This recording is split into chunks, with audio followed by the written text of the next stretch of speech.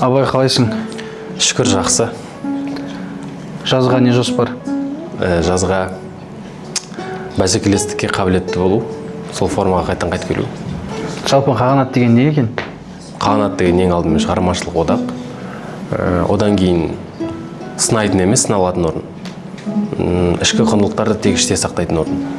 Тамаша. Қағанаттың бір жылына беретін бағаң қандай? Қағанаттың бір жылына беретін бағам жақсы, көңіл көншітеді. Өйткені бір жылдың ішінде екі қалада бірдей бой көтердік. Бұл өте қуантатын жағдай. Оған қоса идеямен жұмыс істеу, яғни процеске акцент беру, фокус бөлу.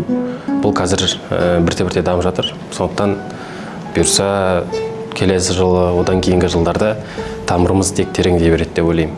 Тамаша. Қағанаттың 2:0 нұсқасын қалай елестетесің? Қағанаттың 2:0 нұсқасын. Қағанаттың 2:0 нұсқасын түрі басқа болса да, жаны, рухы қазақ дейтін адамдардан құралады деп ойлаймын. Тамаша, рахмет. Рахмет.